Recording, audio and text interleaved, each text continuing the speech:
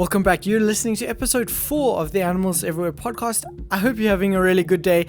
And I just want to say thank you so much for choosing to listen to this episode. If you're listening to us on the Apple Podcasting app, please drop us a 5-star review. We really would appreciate it, and it helps us out so much.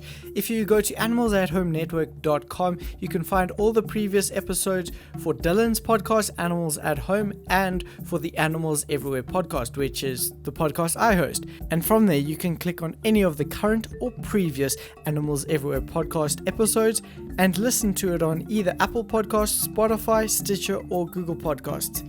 And you can check it out on YouTube, which is also Animals Everywhere Podcast. And one last thing before we get into the episode. Due to COVID-19, I've lost all my current progress going towards the Reptile Preservation Institute that I was building up. So COVID-19 has destroyed a lot of progress towards the Preservation Institute by forcing me to relocate and leave behind all of my progress. Despite this heavy setback, I am still determined to make my dream a reality. The dream of the Institute would be to provide a sanctuary for some of the rarest and most endangered species on the planet, many of which we plan to keep are neglected and often forgotten. Because there's literally an endless list of life-saving medications that could be derived from snake venoms and peptides, and we are only scratching the surface of their biological potential. So due to losing the current building I'm in with all my reptiles, I will be required to construct a new facility from scratch at a new location. So your contribution would go directly into helping build up a new facility and will therefore be responsible for not only conserving some of the most amazing animals on the planet, but also potentially help in producing life-saving medications in the future. So because of this, I've started a GoFundMe page, which will be linked in the YouTube description as well as on the Animals at Home Network website. I know it's an incredibly difficult time in history right now for literally everybody, so please only donate if you are able to. And I just want to say thank you to each and every one of you for your support. I really do appreciate it. So thank you so much. Let's get into this episode. In this episode, I chat to Wilnes, an incredible reptile keeper who has so much knowledge on advanced reptile husbandry. In this episode, we cover how important it is to research before you keep an animal and successfully keeping quote-unquote difficult species. Because keeping them has a lot to do with your dedication, knowing as much info as you can about the animal before you get it, and making sure you are completely equipped to house and keep an animal so it can properly thrive, not just survive, thrive. We also go into something that's really interesting, and that's giving back to the species you keep. We also cover the best way to start working with venomous snakes and the time it actually takes of just admiring and watching the animals and learning how a mentor handles these snakes. Not doing it yourself, but just watching. As well as the importance of continually obtaining more knowledge. So yes, this is a long episode and there's so much that was covered, including the importance of airflow in captivity. But the main focus of this episode is keeping and breeding bitters, specifically your dwarf bitters, which are an old world African viper. Honestly, some of my favorite animals on the planet. Dwarf bitters are known for being some of the most difficult and notorious snakes to keep alive in captivity. And a lot of that probably has to do with us not properly replicating their natural environments in their enclosures. Without further ado, let's get into this. Okay, so you ready to get going? Perfect, let's go. You're listening to Animals Everywhere, a podcast that aims to inspire each and every one of you to make an impact and be the change, learn more about our natural world, explore the lives of those wild and wonderful. My name is Bryce Broom, and I'm best known for my infatuation with wildlife and to live a wild life. Wilnes, thank you so much for coming out. I really appreciate it. No problem, Bryce. Thank you for having me. It's really exciting to be here, and hopefully I can share some information and somebody would find or learn from Always happy to help out. I think there's so much information in your brain that you can just share with other people that's going to be quite mind-blowing, to be frank. Well, I try to see myself as as a student of the hobby, and there's always room to learn, always potential to learn something from somebody else. We're never too old to learn, and the moment we stop learning or sharing our experiences, that is when you reach that. Let's say you reach the wall, and that's what you would call the end game. So the moment if you can carry on, obtain more information, advance in what you're doing, you will never disappoint. Yeah, I think that's the biggest thing. As more advanced in the reptile hobby you get, people tend to shy away from sharing knowledge and obtaining more knowledge, which inevitably isn't something we want to ever happen, because we'll never know everything, and that's literally impossible. So we need to continually strive to get more information, because it'll better the way we keep these animals as well. 100%, yeah. I think the more we can learn and the more we strive to perfect the hobby, the more at the end of the day we can share with the next generation. I mean, a couple of years ago, it was really, really difficult to really, obtain any knowledge, when it comes to advanced husbandry or advanced animals. How do you keep these snakes? And the only expression people were to share was, no, those snakes never do well in captivity, or no, that animal really doesn't survive. No, you have to breed the following little lizards because it only feeds on that, whereby as we try to dedicate ourselves, we learn new tricks. You learn how to adapt yourself, and also have your species adapt to the caging environments. But obviously you have to put in some effort to reap the success. Yeah, so what is your opinion then about these species that so-called never do well in captivity? It can get very technical. There's certain snakes that I would still like to test the theory on.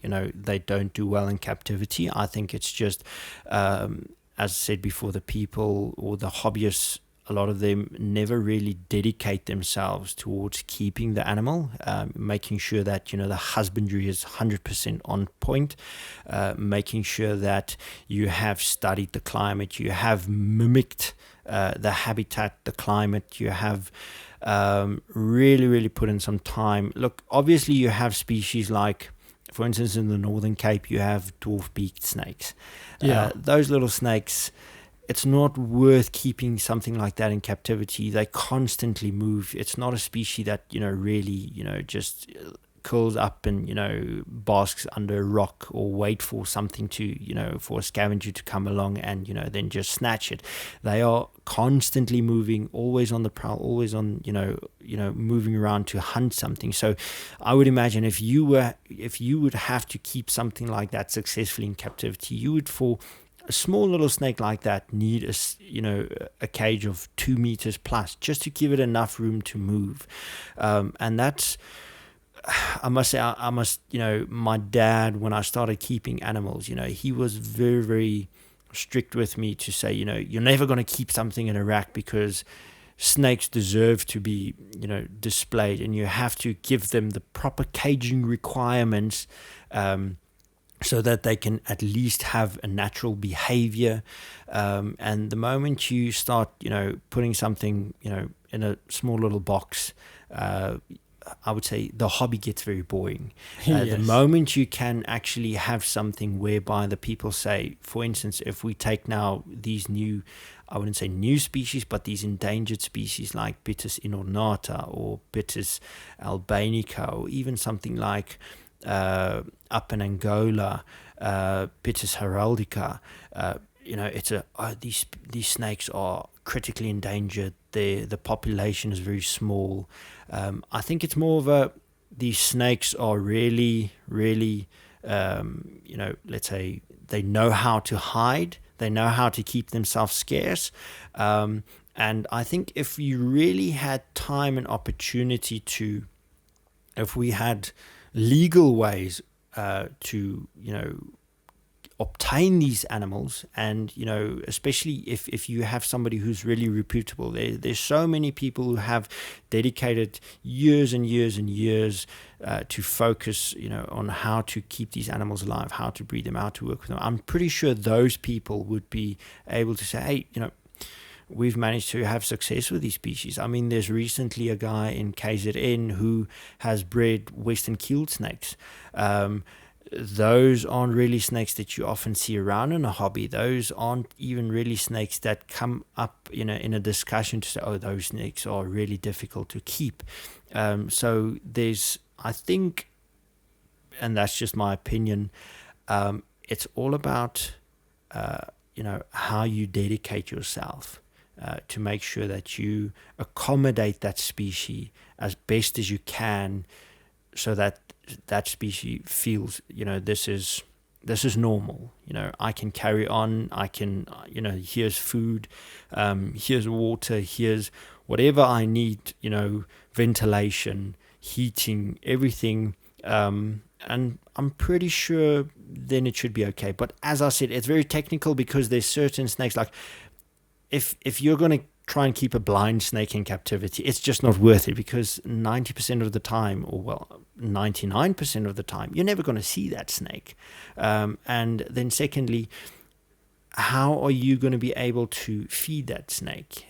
So you have to be realistic when it comes to keeping certain species, if that answers your question. Yes, so it comes down to your dedication, and not just buying an animal or going and getting an animal on a whim because, oh, this is a cool animal.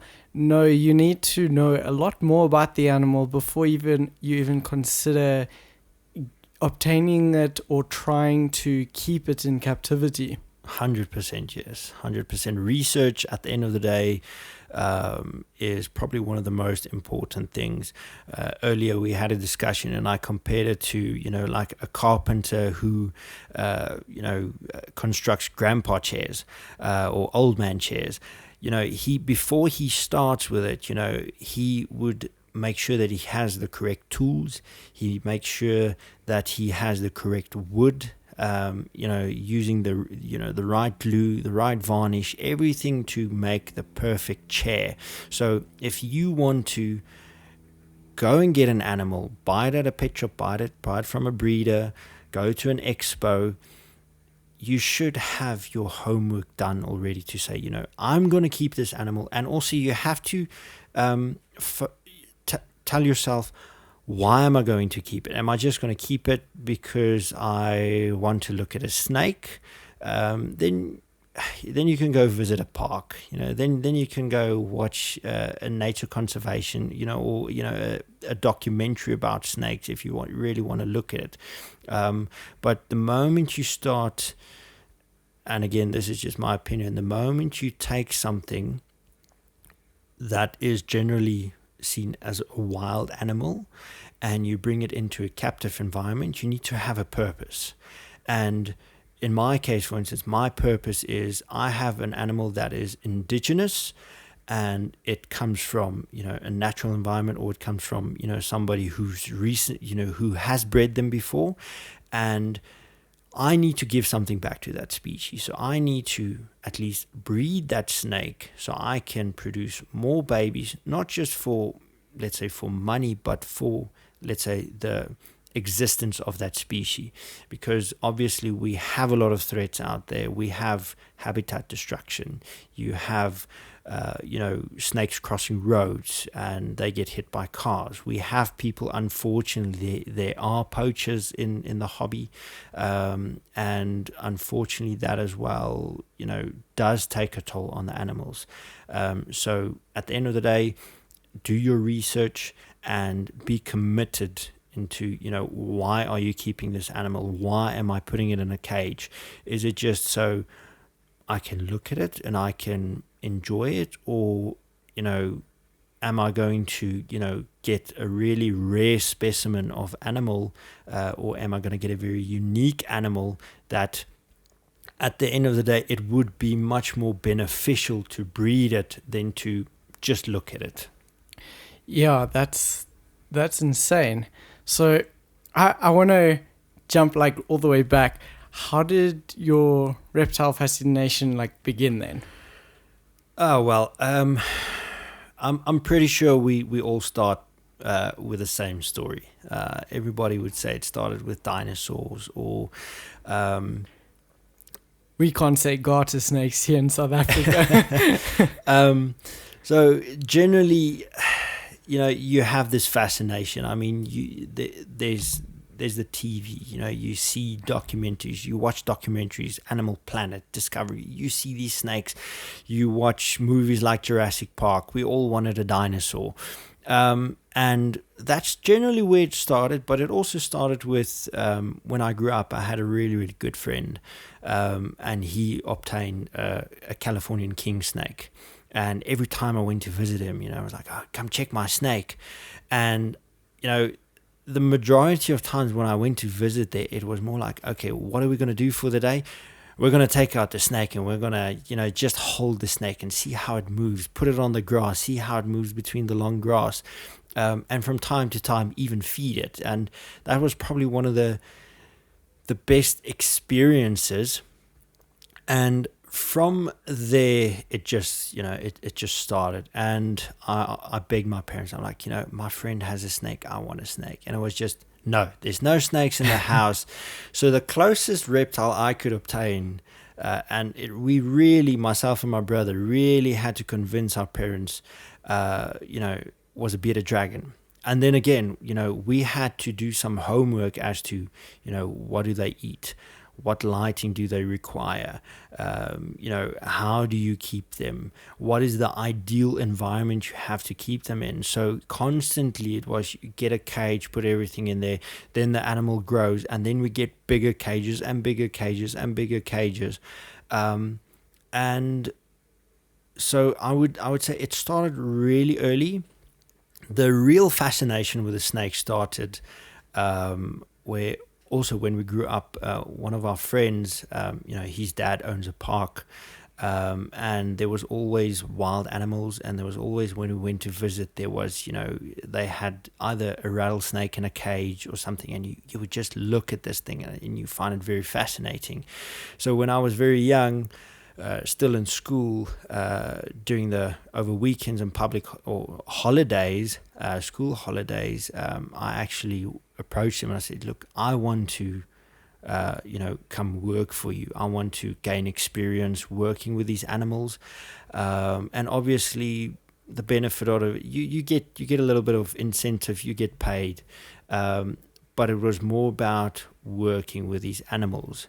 And I think I'm very fortunate to have started out being mentored working at a park, whereby I believe a lot of the people in the hobby actually lacks that, mentorship, whereby in the hobby you just start, you buy a corn snake or you buy a ball python, you start with your non-venomous stuff, and now they want to, in their minds, they said, I want to be a bit more advanced, so I want to start keeping venomous snakes.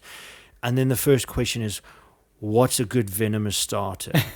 Now, back when I was at the parks, for the first couple of months, probably maybe even a year, I was never allowed to even handle a venomous snake.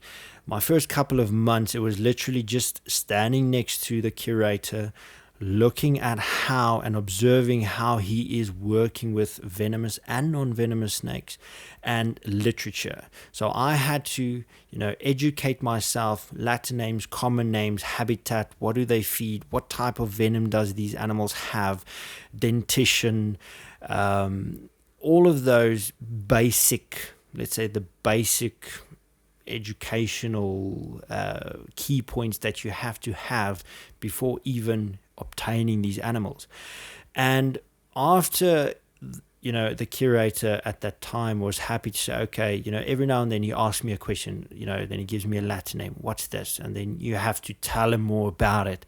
Then it was like, okay, now we're proceeding to handling the snakes.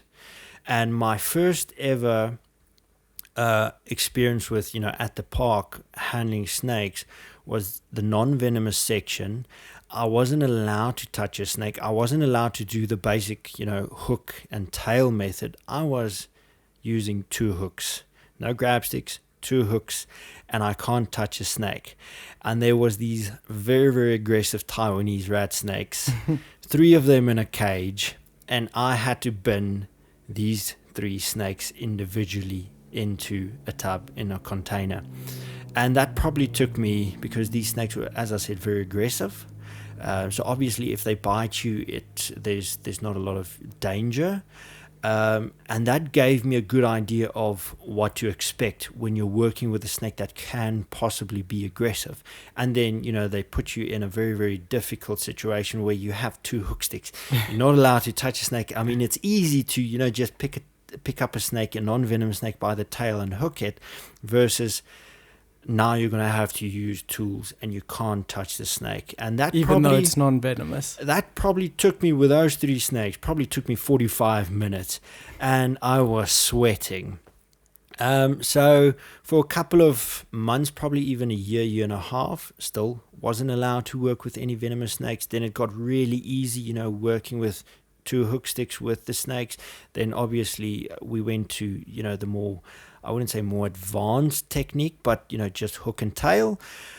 And then I was still observing when the curator was, doing the venomous section. I'm only allowed to look, and I was the guy cleaning the cages. So he was taking out the animals, I'm just observing, and I'm doing all the cleaning.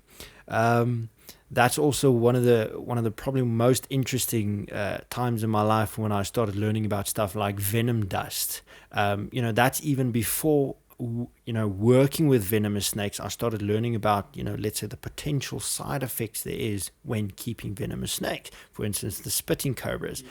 And I dreaded cleaning those cages, because every time you clean those cages, you come out with a runny nose, itchy eyes. It was just horrible. Then it was back to my first venomous snakes that I started working with. Obviously, probably one of the most basic ones, puff adders, snouted cobra, wrinkles. Then generally we started moving on to the more, let's say, the more advanced of your indigenous species, like the Mozambican spitting cobras. And that was it. That was it for probably another 6 months or so. And the moment the curator said, okay, I'm happy with your handling, now we're going to go more into, working on how I would do an educational show. So I haven't even started with the exotic stuff. Now it's about, how do I, transfer my knowledge, or, knowledge about our indigenous snakes. How do I teach people what to do when they encounter these snakes? What do they do when they get bitten? How do I identify a snake? What is dangerous? What's not dangerous? So it's all back to knowledge before working with these animals. And then after that, obviously, it was the more basic venomous stuff, like your copperheads, and then you worked your way up through to, the Western diamondbacks, and then it was the, boomslang and even the cottonmouths. But there were certain animals we still weren't allowed to interact with, and if there was interaction, it was only I was allowed to stand by and observe. For instance, with your Crotalus adamantius, your eastern diamondbacks, even green mambas and even black mambas at that stage was still a no-go. Probably only after 3 years of guidance, 3-4 years of guidance and mentorship, I was only allowed to start working with those animals, with obviously the curator and a mentor standing by and observing, am I doing everything correct or not? And I can imagine how many hours you actually spent just observing and watching them do it the right way before you actually even started doing anything? You must have clocked in like thousands at least of hours of experience just learning about these animals. 100%. I mean, as I said, it was weekends, Saturdays, Sundays, and school holidays, and then obviously when there's public holidays, every opportunity I can get to go there, I just went and I worked with them. And also, part of working with the parks, you get exposure to a variety of other animals as well.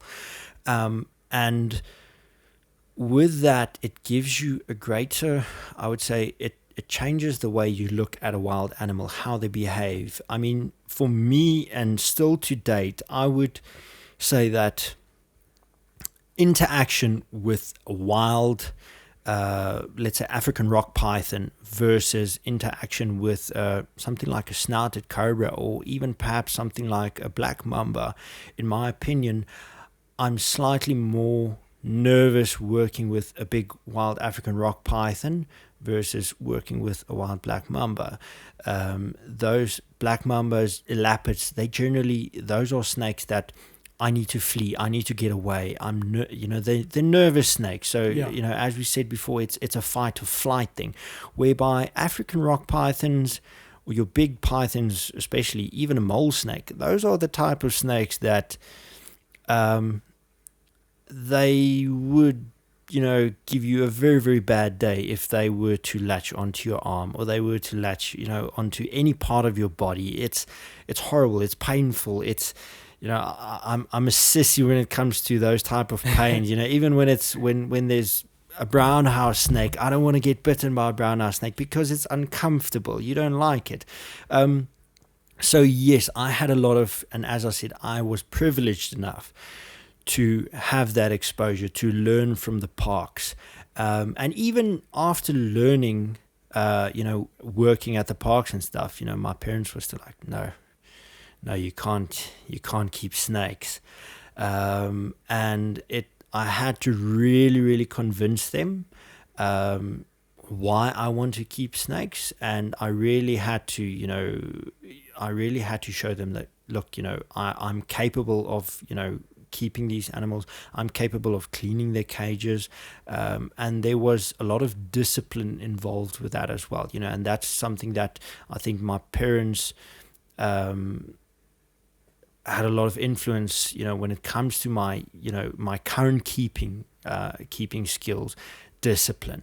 Even with the days in the parks, if there's a dirty water bowl, clean it.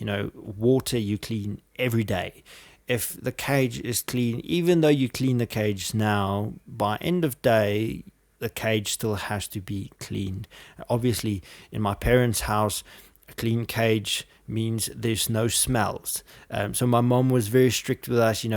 We have to have a neat house. So if there was a messy cage or a dirty cage, it means there's smells. So obviously my mom would be upset. So we need to make sure that everything is on point. So that's basically in a nutshell. That's how I started with the hobby. That shows true dedication there, because I think not many people would even stick around for like a month just learning about a venomous snake before they can handle it. They want to jump straight into the deep end of handling, and that shows the difference of like the true people who want to get into this for the right reasons, and the dedication it actually takes in order to do this the right way. 100%. Yeah, I mean, I do have some concerns, especially, and we've had a lot of times when I do shows, educational shows at the parks, where you get somebody, they always have this smirky comment whereby, I've done a snake course. I've worked with a black mamba. Okay, fantastic. So well done. You've earned a medal. Not really, though. and the first thing that comes through, when somebody tells me, I've worked with a black mamba at a snake course. Okay, yeah, so, if I have the opportunity not to work with a black mamba, I'd be happy, because there's risks involved. Just because you've done a course and you've necked a snake, doesn't mean you're an expert. Totally. There's so many things that can go wrong. I mean, we constantly see it in the hobby. I myself have had errors, and you pay for those errors. There's always mistakes.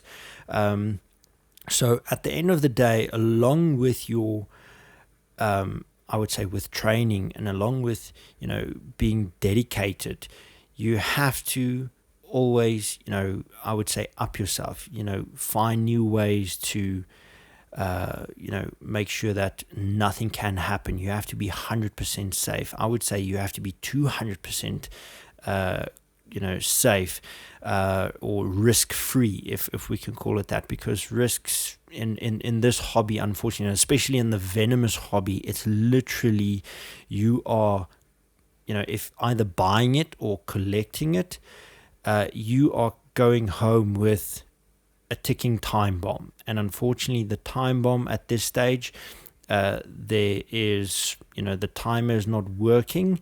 So as long as you can have safety measures in place, you are just delaying the inevitable. You are delaying the time or the bomb to go off. If it never happens, fantastic. That is obviously what we all strive for. But unfortunately, what we've seen is as well, and in this hobby, and this is coming back to mentorship and training, you need to know what you are up against. A lot of people these days are in it for, the ego, The clout, almost. I have a taipan at home, or I visited this guy and he has a bushmaster, or this guy has, probably one of the most venomous snakes in the country. Fair enough. In your previous session, Marcel had it on point, whereby there is costs involved. And are you ready for those costs? Your life might be spared, but the permanent damage is there. I mean, if you get bitten by one of those snakes, probably the damage that's being done on your body, on your kidneys, when you reach the age of 40 or 50, you might have, renal problems. There might be other side effects that you aren't, aware of now, when we're all still young and we all have a lot of energy and the egos are high. But when you get to that age where you're 50 years old, you're going to feel it. And I mean, physical damage, losing a limb or something like that, that's probably bad, or it's definitely bad. But in the long run, if you have you get bitten by something like a taipan, or you get bitten by something like a death adder, even Russell vipers, there's Russell vipers in the country. Those are the type of animals that, especially in the Russell vipers, there's some interesting development within the venom that actually makes you go back into puberty. So your organs almost like sort of goes, back to a state of immaturity.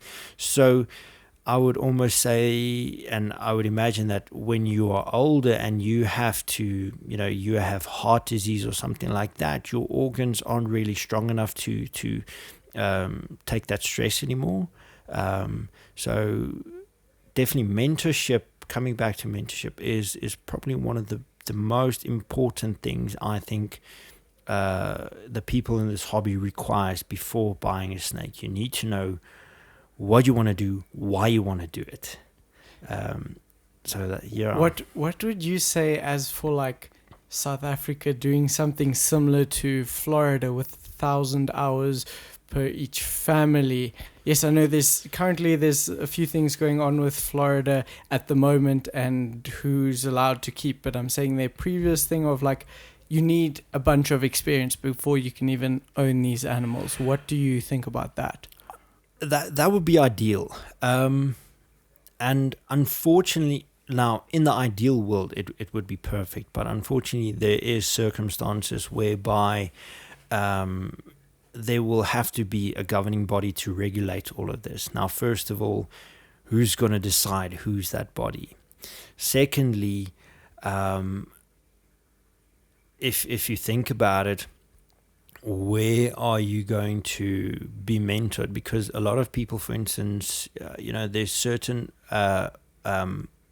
areas where the people who get into the hobby, there might not be a local park, there might not be somebody who has years of experience, and then again, if we decide on mentors, let's say there's so you have like the people who guide the young ones. Who are they? How do we say this person is qualified and this person is not qualified? And and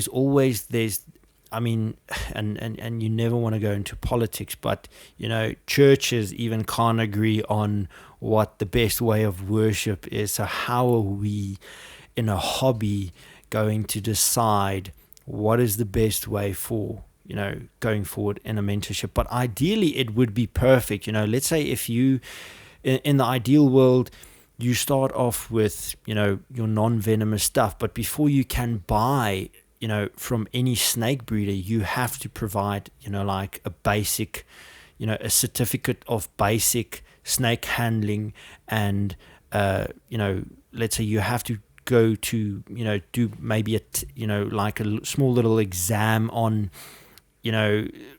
the physiology of snakes, husbandry requirements. So the moment you have those exams, you pass those exams, now you can go to a breeder and you say, here's my certificates, I would like to buy from you. And you can only buy from, let's say, registered breeders. So that would in a way that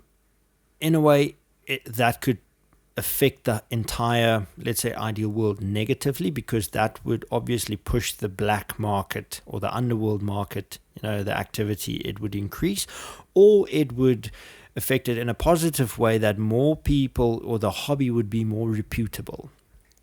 More people will be registered, so more people will have to up their keeping skills, have to up their standards. So let's say a young little kid who passed all his exams goes to a reputable breeder who is registered, buys a snake. Okay, boom. Now I want to go into the venomous world.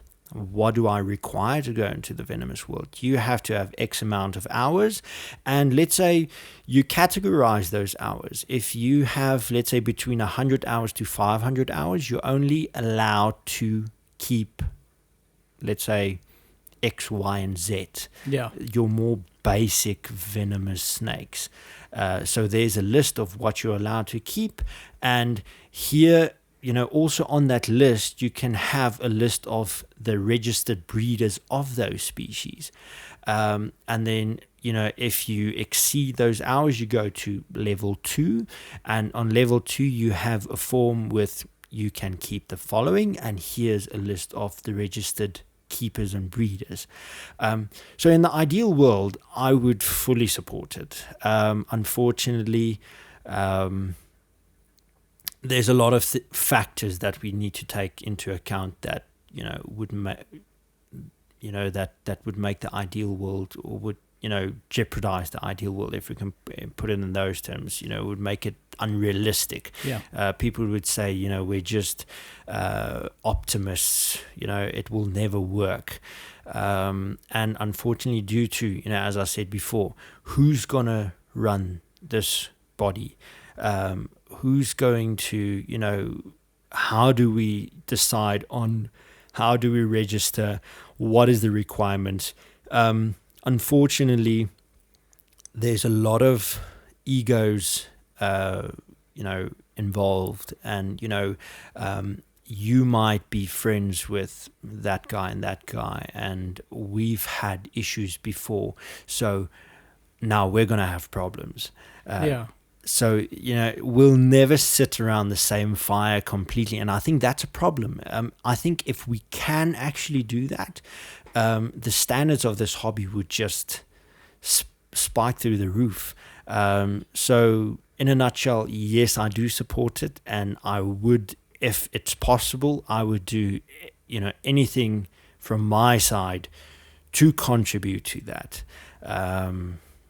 Yeah, so obviously I'm not talking about the people who keep a ball python or who are starting. I think that's great, but I'm talking about like the hours if you're wanting to get into something like venomous animals, just because there is a huge factor of danger that is involved in it. And I do believe a lot of us need to, well, all of us, in fact, need to up our care for our animals and never be happy with the way that we have them currently. And that goes into what I want to talk about today, which is Dwarf Bitis. You have had quite a bit of success with Dwarf Bitis, and they're known as incredibly difficult animals, can you say, to keep. So what are some of the species you work with? Okay, first off, I'm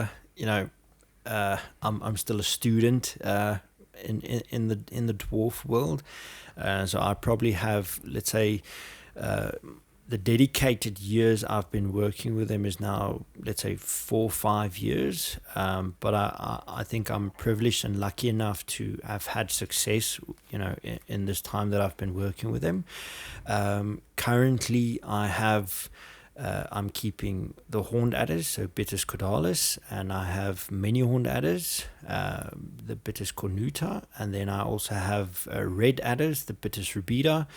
And recently, I was given a gift by a friend of mine, where now I have 5 species. So I have the Berg adders from Mpumalanga area, and I also have a young little southern adder as well. Now all these animals aren't. That's Armata, right? Yeah, that's Armata, and I have all these animals on permit, which is I'm very prideful of that. I'm really proud of of having those animals on permit. It just makes it for myself a bit more interesting and a bit more. It's a great achievement in my eyes. But I've had success, especially with the horned adders. I've been breeding those, the Limpopo locality horned adders, for the past 3 years. And I've had success from breeding and raising the babies without any issues. And this year I'm a bit anxious and very excited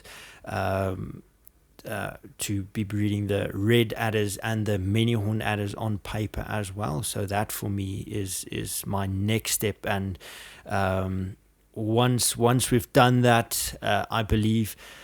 And this is one thing that a good friend of mine down in KZN has said, do it once. People might call you lucky, but if you can do it more than, twice, do it 2 or 3 times, then you can call yourself successful. So I would say with the horned adders, yes, I've had success, and I can say I'm successful in breeding the horned adders. With the many horned adders and the rubida, the red adders, I'm still learning. I've been keeping them for a while now. The red adders is going for 3 years. The many horned adders is now just well over a year. So there's experience in keeping them, and I can discuss on some of my opinions on how to keep those species and what I've experienced with them. But when it comes to tips on breeding and keeping, especially something like dwarf adders, I'm happy to share my views and my experiences on these animals. Yeah, well, I definitely know who I'll be obtaining some nice dwarf bitters that are on permit from, because that is a very tricky thing to find in South Africa.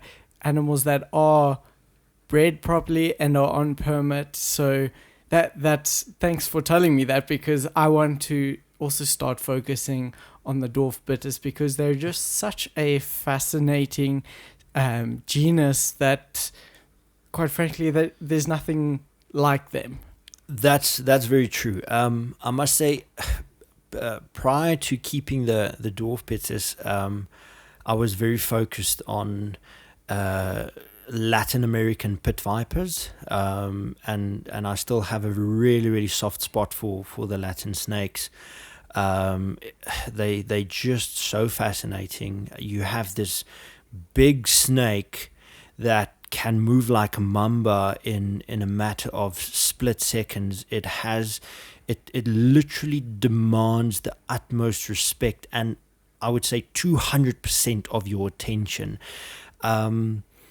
And there was some there's a lot of factors why I changed the species that I'm keeping. But what I can say is my level of or expertise of keeping snakes have increased dramatically since I started keeping the Dwarf Bitis, because you have a species that has they don't generally get very big. You can focus a lot on to mimic their natural environment in the cage, because you don't need a cage that's 2 meters big. You can have a cage of about 1 meter by 50 by 50 for something like a Bitis cornuta, because they generally get about 60 centimeters. You can focus a lot within the smaller details, your microclimates, your microhabitats within their cages, and that just pushed the hobby for me further. It made it interesting again, because there's this myth that Dwarf Bitis are very difficult to keep in captivity, and I've come to the realization that, and with experience as well, that no, they aren't that difficult to keep. First of all, if you can obtain an animal from somebody who's a reputable breeder, first of all, captive-bred animals do much better in captivity in general. You can take, from a corn snake to, a lizard to a crocodile, anything that's bred in captive environment from somebody who's reputable, whose standards are high, you have a quality animal. So that being said, if you can start there, you're already, much more, ahead of, somebody who collects, or who recently purchased a wild caught female. And that's where the myth came from, I believe, from the Dwarf Bitis, whereby a lot of people in the reputable breeders, their prices are slightly higher. So a lot of people immediately go, I would rather buy non-feeding animals from somebody who recently collected a possible gravid female, and they just sell off the babies because it's a quick buck. And now I'm sitting with a small little snake. The guy who collected the animal can't give me any tips on how to keep them alive, how to feed them, what's the ideal environment, what heating do they need, how long do I provide them with heating, how do I make sure that they stay hydrated. The moment you can dedicate yourself, firstly, if you decide going into Dwarf Bitis is your thing, I would start with being dedicated. First of all, husbandry requirements. If your husbandry is on par from the start, there wouldn't be any issues. Secondly, if you can then obtain an animal that's well established, there shouldn't be any problems. Then it's just coming to the babies. I'm sure that would be a topic, a topic further on, how to get the baby started and so on. But dwarf adders, in my opinion, and what I've worked with at this stage, is not so difficult to keep alive. The moment you can dedicate yourself, make sure that you have the ideal environment, you provide them with, the required heating, you provide them with the required ventilation, and that's one thing that I definitely emphasize focus on, is well ventilated setups. If you have dwarf bitters in a cage and you have stagnant air, that snake is bound to die. I mean, there's a couple of people who state humidity and dwarf bitters is definitely not, they don't gel that well. Years ago, there was a very, very successful horned adder breeder in KZN. And I mean, KZN is we all know KZN to have a really, really high amount of humidity. Yeah, compared it's almost to like a Florida type climate for other people who are listening. 100%. It's subtropical. And that is almost, a lot of people have stated that if you put a dwarf adder in that environment, they are bound to die of respiratory infection. And, a guy like Andrew Hackett has successfully kept them, have bred them, and he has probably bred the best looking horned adders in the history of keeping horned adders.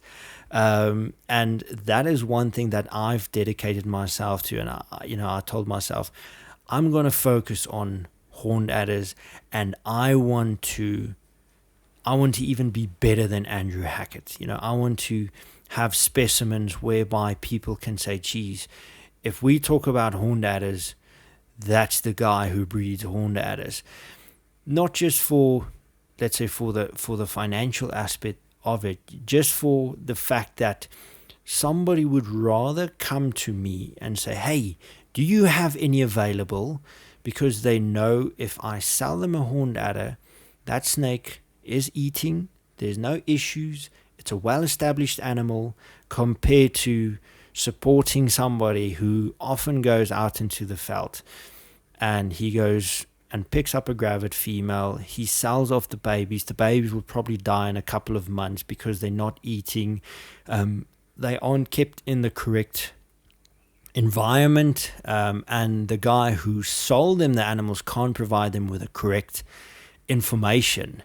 And as we said before, information is probably one of the most important things before, starting off with any snake. If you don't,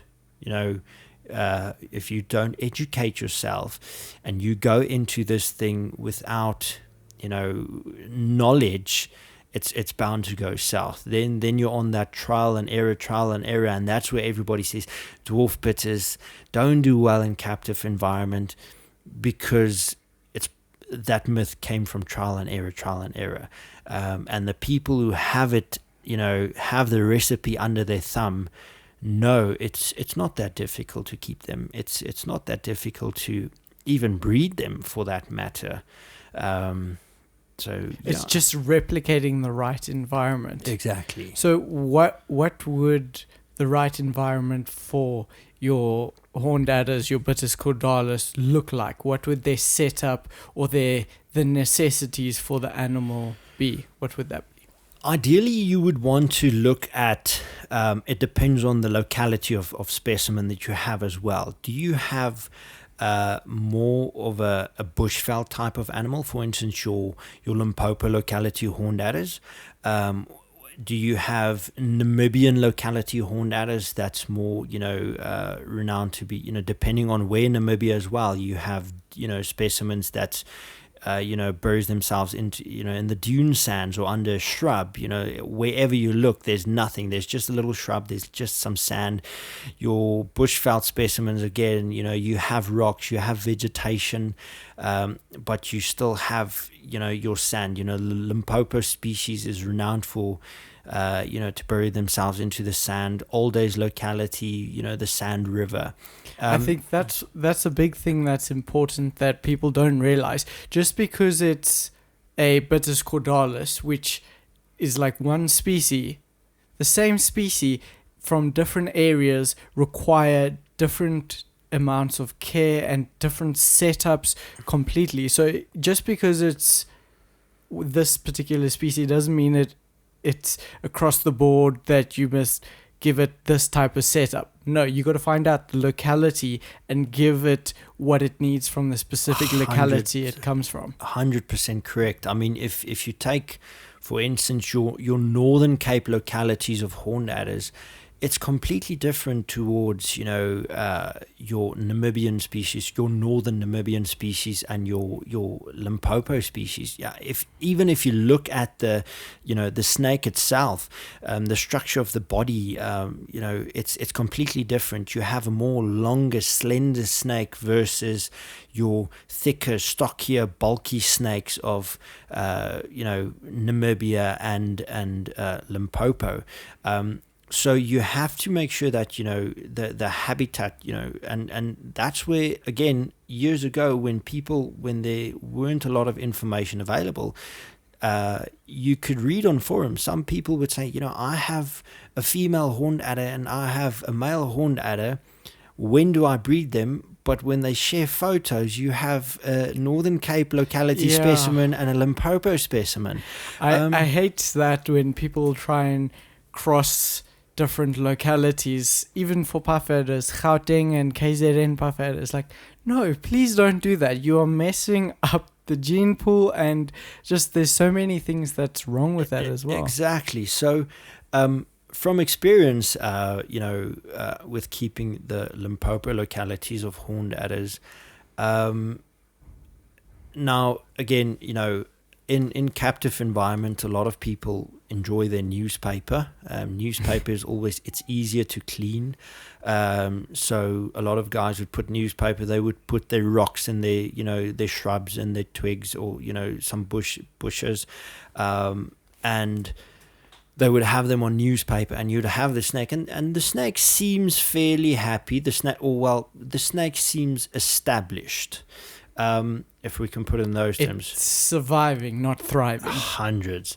Whereby, and I've seen it, and I've played around with it a bit, where, because obviously, if you put snake in or sand in a cage, you have to clean that sand every now and then, or you have to obtain new sand.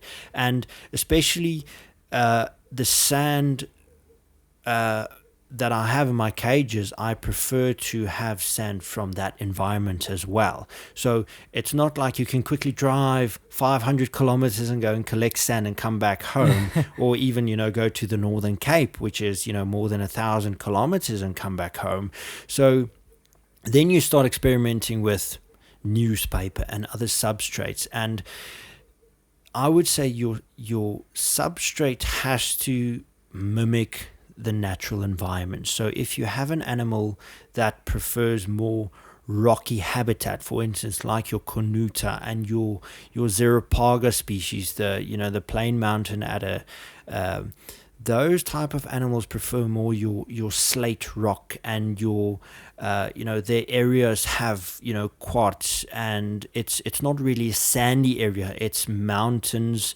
It's lots of shrubbery. Yeah, shrubs. It's very hot. I mean, early in the mornings, if you literally go walk there, 9 o'clock in the morning, you're hitting the 40 degrees Celsius already, which is over 110 Fahrenheit. Fahrenheit. So it's extremely hot, but also as extremely hot as it can get, it also during the evenings it's absolutely cold again. It's ridiculously cold. So for me, it's very, very important to have, you have to mimic your natural environment as close as possible. Even though if you can't get, the sand from that habitat, go to your, pet suppliers and buy sand that is similar. Put some rocks in there, put some, some twigs, but make sure always, clean it. Everything has to be very clean. Yes, especially coming from a pet store, people think, oh no, it's never been used, but it's come in contact with other animals most likely, and that probably carries some pathogens or whatever. 100%. So in my case, for instance, when I get time, I'm privileged enough to have somebody, a contact who works in, let's say, the land removal industry in Limpopo. So from time to time, if he's there, I give him a ring and say, hey, bring me back some sand. So he brings me buckets and buckets and buckets of sand. And then when I put it in my cages on a monthly basis, I take it out, and then you start rinsing your sand. You put some bleach in, then you throw it out again, rinse it, and then you make sure it dries, put it back into your cages. So even if you have sand in your cage, you have to regularly clean.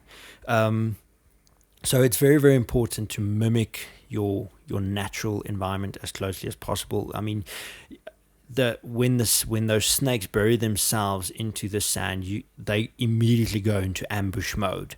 Versus if you have a snake on newspaper, as we said before, they're surviving. So if the food comes around, and I've tested it, you have a horned adder on newspaper, it strikes the prey, but it's more of I wouldn't really say it's a defensive strike, but it sometimes what they tend to do is it's a strike and release, and you can put the prey down and they will go and they can eat. Versus when they're in ambush mode, full ambush mode, just the head sticking out with a little tail there, the moment they latch onto that to the prey, they don't let go. Also something that you see when you have more of a natural setup versus, let's say, a more sterile setup. In natural cases, you see more natural behavior. You see caudal luring, where the little snakes, have their tails and they wiggle it around like a worm. Recently, what I've even noticed was, and I'm still trying to, find out from other keepers who keep berg adders, but I've seen the same behavior in berg adders, which for me was a first, and was absolutely, I was impressed, I was shocked, I was astonished, and immediately I was on my phone. I'm like, hey, have you guys ever seen the following? And I believe it all comes back to natural behavior comes from a snake feeling comfortable in his natural environment. And if you can have that, and if you can successfully replicate that, you shouldn't have a problem at the end of the day keeping these snakes. Wow, that's incredible. As for the berg adders, Bitis atropos, last year we went out and we herped in Mpumalanga and we found some, and that makes a lot of sense with their caudal luring, because oftentimes we would flip the rock over and you'd find the berg adder, and 2 rocks away or whatever, you'd find a little colony of geckos. Yeah. And obviously the geckos would feed on something like a worm, which the caudal luring is trying to mimic or replicate, and that's why that shows like you've almost got the setup perfect to what the wild is, because it's showing those natural behaviors, and those natural behaviors are so rewarding for us as keepers to see as well. 100%. I mean, documenting these small little triggers of behavior, if I can call it that, is absolutely fascinating. Especially with the dwarf adders, a lot of other keepers in the dwarf hobby would say they prefer many horned adders, or the southern adders, or even something like Zeropaga over something as basic as a horned adder, because a horned adder is very similar to that of your bigger Bitis species, your puff adders and your gaboons, whereby they're ambush predators. They would lie there constantly and not move and wait for something to come by. What I've noticed is, especially and I would sit for hours just looking at these snakes, and different times of the day as well, whereby early in the mornings you'll find them very, very active. Then you will notice that they move towards your basking areas, because this is the time of the day when we're going to generally bask. as soon as, let's say, your basking period is over, they start to get active again, and then they're up and down, and they show so much interesting behavior. Versus, in the 4 or 5 years that I've been keeping horned adders, a lot of the tips that other dwarf bitters keepers will give is, snakes, you have to spray them perhaps once a week so that they can regularly drink, inject their food with some water if you give frozen thawed. I've seen my Cordalis drink out of their water bowls on many occasions. If I spray my snakes once every 2 weeks, it's a lot. It's a lot. But that comes down to, as you said earlier, you constantly replace the water, and it's not just stagnant water that's stuck in that water bowl for weeks and months at a time. You're continuously replacing it, giving it something fresh. Yeah, fresh water. We're not going to drink out of a glass, or a glass of water that has been, stagnant for a week. It's common knowledge for us to say, no, go drink some fresh water.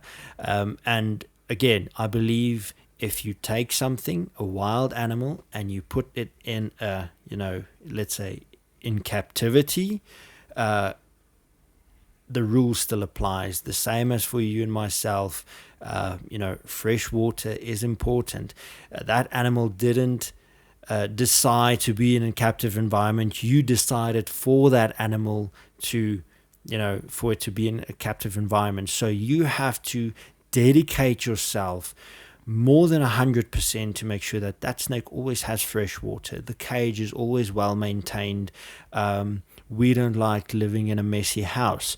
So why would they live in a filthy, habitat? And also, you have to keep in mind, if you confine them in a small space, I would imagine that, in the wild, they wouldn't go lie next to, let's say some feces that's there. They would move away. With behavior with your cobras tend to, once they defecate, they move. They constantly move. It's a species that, even though they are messy snakes, I wouldn't call them, let's say filthy or let's say untidy snakes, if we can put it in those terms. So cleanliness and discipline when it comes to husbandry is very, very important. Again, clean cages. If you see something is dirty, clean it. But also, this is something that I've learned from personal experience. You have to set everything up in a controlled environment. Even when it comes to, I'm going to clean my cage. You have to have a routine. Don't quickly clean your cage when you walk by and say, the cage is clean, messy, let me quickly clean it. Make sure that it is within your, let's say, it's within your control, because accidents happen. If you quickly want to clean, you might get bitten. Take that time to take the animal out, not just, I got to, while I'm walking past, I see, okay, that cage is dirty, and now I quickly take the animal out because I have to go do something else. No, you got to be in the mindset of, okay, I've got to take this animal out, but whatever I'm doing after this can wait, because this is important. Take your time, be patient with the animal, and move slowly. That's one of the biggest things to also eliminate stress on keeping them. Yes. Having a calm and assertive mindset is probably one of the most important things that one can have. Even, in a case where once you get bitten, staying calm, energy, you expel your energy. So if you have a calm, assertive sense of energy, I wouldn't say the snake could possibly feel it, but the way you are moving and the way you're handling the snake is much more gentle, versus if I'm rushed and I feel, I quickly need to do this, now if the snake is not doing what you want it to do, you might get irritated, you might hurt the snake might hurt you at the end of the day. So it's very, very important to, as I say, discipline is probably, it has to be hands-on. So always clean cages, always, make sure that your cages are adequate and suitable for the needs of what you are keeping. And then you have to have the discipline to maintain that, because a lot of keepers tend to, I'm getting a new snake. So you rig out a cage, you set up everything, and the moment the snake is in there, they get bored. Then what's the next best thing? And you have to, keep it interesting for yourself. So that's why, make sure you have a routine, clean on a daily basis as you clean. Marcel had a good point as well, whereby change the environment for your snake. That in a way is also, it's interesting for us as well, because your snakes, if you give them, if you don't change the environment, you will know, okay, the snake is here, and this time of the day the snake is over there. But the moment you start changing what's going on in your cage, your snake has to adapt to that, and it forces you again to adapt, to stay alert at all times, because your snake is not where you are used to see the snake. Now it's somewhere else, and you can't just, in the case of venomous snakes, you can't just stick your hand in a cage and quickly look where the snake is. Yeah. You have to stay alert. That also keeps you on guard to make sure that how you work with this animal is very important. So I have to stay calm. I can't go all crazy and say, okay, geez, I can't find the snake. Where is it? And then you just, stick your hands in there. You might hurt your snake. You might get hurt. So having that discipline along with, the required husbandry or the husbandry requirements is, I think, very, very important. What would you say then as to changing the setup? Wouldn't you say it's too stressful, or? I wouldn't change. In my case, what I tend to do is if I change something in my cage, it's minimal. Okay. I wouldn't change the entire, structure of what I have going on there. I would, for instance, I would have a piece of wood, let's say at the back of the corner of the cage. Next week, I might change it and move it over there. I would have, depending on your seasons, if it is spring and summer where you have more lush vegetation, I would introduce a bit more lush, shrubs into my cages, versus in the winter months you have more, it's everything is bare and barren. Yes. So I would have a bit more rocks within my, let's say, cooler months, and a bit more vegetation in my, let's say, more spring, summer, those type of months, more fertile months. It's something similar to what I've done with the ball pythons and corn snake. Now that as soon as we went into autumn, when all the leaves drop and that, I added some leaves into the environment to kind of try and mimic that. Although in places where like ball pythons come from, you don't get a lot of trees that are dropping their leaves because they are mostly evergreens, but still you get that bit of change up for the snakes. 100%. And what you can even do is, instead of moving a rock or two, move your water bowl.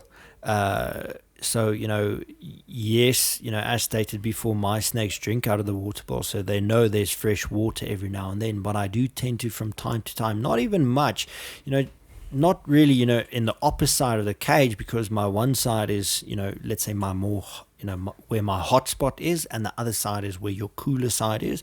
And I would, within my cooler area of the cage, I would move my water bowl, for instance. And, I would, from time to time, put a rock here and then, move the rock, put it at another spot. So the basic structure of the cage remains the same. It's just now and then you change it a bit. Almost giving an enrichment factor to the animal's enclosure. Correct, yes. So what does someone need to consider before they even think of getting into Dwarf Bitis? First of all, are you willing to, if you're outside of KZN area, are you willing to be committed in such a way that, remember, permit, first of all, is required.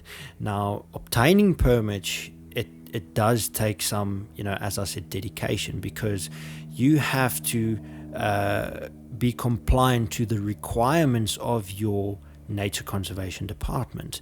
So they would request that you have, a locked room. You have to have the ideal cages. Your cages requires, correct temperature control, lighting, locks, and then, of course, to obtain a snake legally on permit, you have to now go to somebody who breeds them, first of all, and then from there on, it's a process, applying for transport permits. Then, you have to pass an inspection. It's not generally, I apply for permits and boom, you have it. Yeah. They might decline it. It takes a couple of months just to even consider getting a snake. So you can never buy something on a whim. Like with me, all my indigenous are on permit, and yeah, it's a bit of a hassle and a mission to do it, but at the end of the day, it's worthwhile. It's much more rewarding. Yes. So with your dwarf adders, it's definitely there's much more of a thought process you have to go through before you're just going to say, okay, I'm going to buy a horned adder, I'm going to buy a mini horned adder. So, of course, going through the legal way, there's a lot you have to take into account. If you decide to do that, then, of course, you have to also, go through the process again of research. What do this snake, what's the requirements in, let's say, what do I have to implement into my cage to make sure that this snake is a happy snake, or, that it's, well established. So, and my cages, for instance, a lot of people would say, you can keep a horned adder, adult horned adder that doesn't really get big, 50 centimeters maybe. It doesn't move around a lot, so you can put it in a 50 by 50 by 50 enclosure, centimeters, or some guys prefer 60 centimeter enclosures. My current setups for my horned adders is 85 by 50 by 50, so there's enough room. And I'm in the process of planning, and obviously, just waiting for the funds to be available. But I would ideally want a 1.2 meter by 50 by 50 cage for something like a horned adder. Now, somebody would say, geez, Wilnes, that's ridiculous. Why would you want that? You're just using up space. If that snake decides to move, they are constantly on the move. It's not just I'm moving 2 centimeters and that's it for the day. On a daily basis, I monitor those snakes, and they are, if they cruise up and down that cage 10 times, I would say, they do it on average maybe 10 times, maybe even more.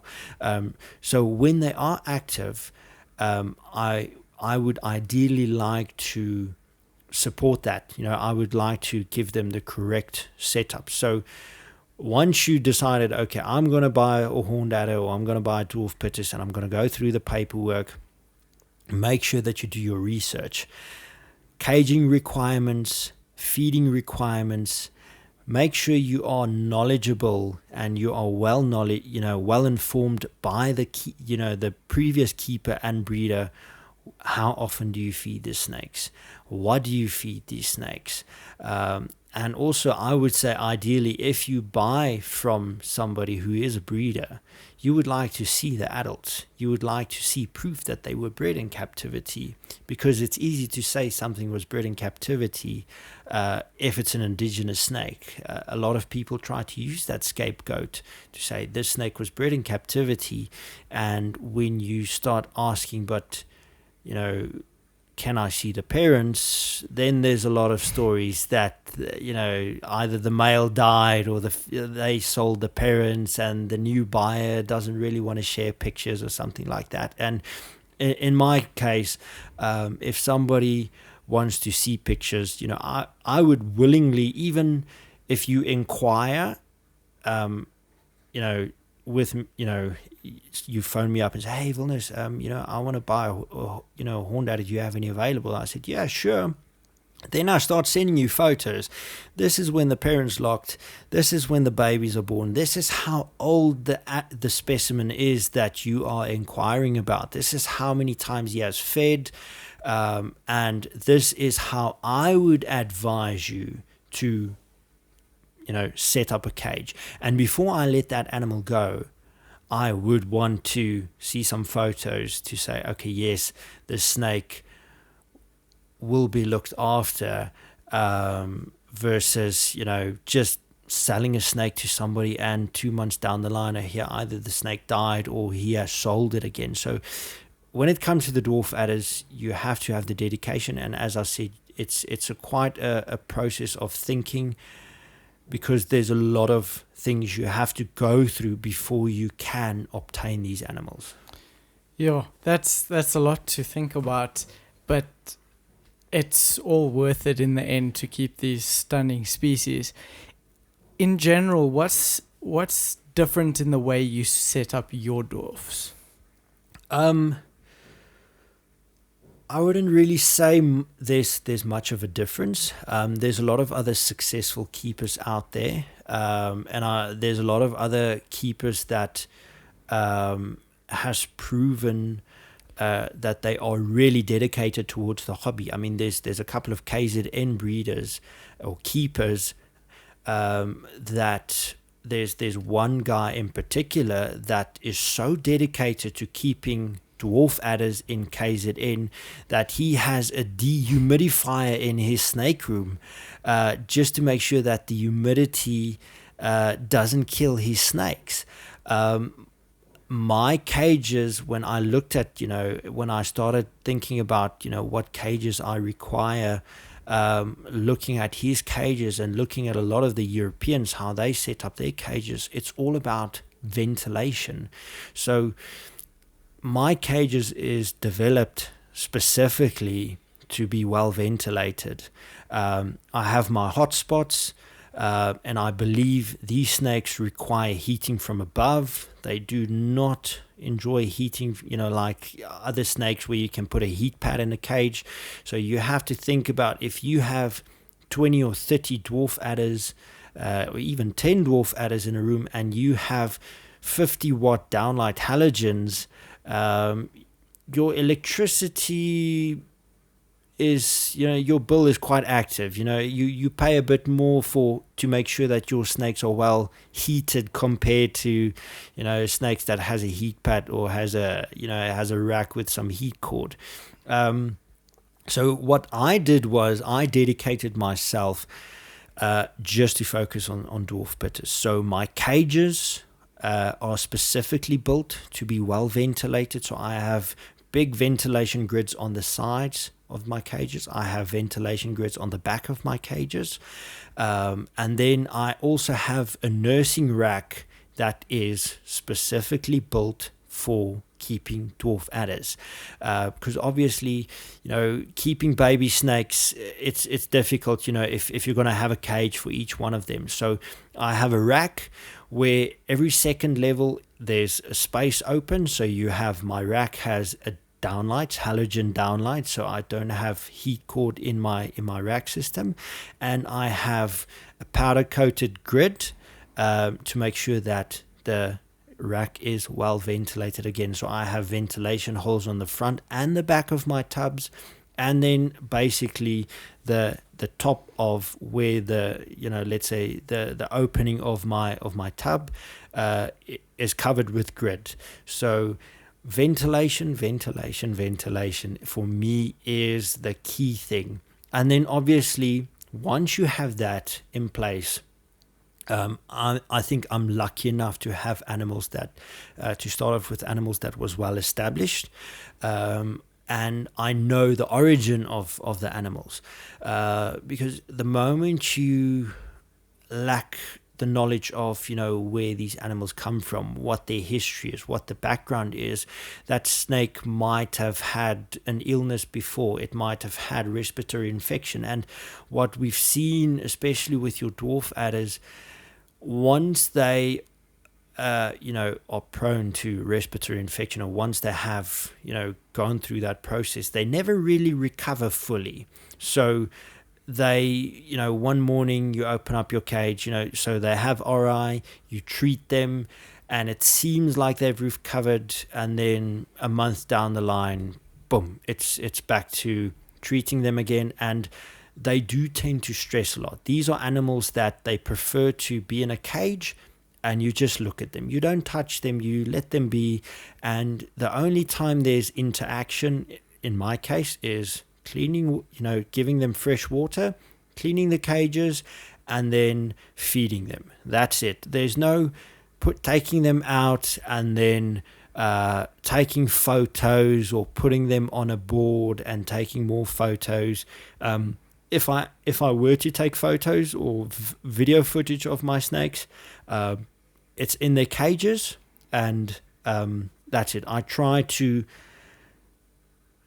introduce as little stress as possible, because I believe these animals do not like stress at all. The moment they stress, that can even cause other illnesses like respiratory infection or anything like that. Yeah, stress is a huge factor in keeping pretty much any species out there, even like a lot of your Nasicornis, Yes. the rhino vipers. A lot of people don't get their care right because of stress, in my opinion. Stress and high temperature with high humidity. There's just so much more to keeping snakes than just taking them out and playing with them. It's when you get to a level, there's certain snakes that just do better left alone. 100%. And they should be left alone. Otherwise, like, they will die. 100%. So, Dwarf Bitis are incredibly interesting in the way that as babies, they really pop out incredibly small.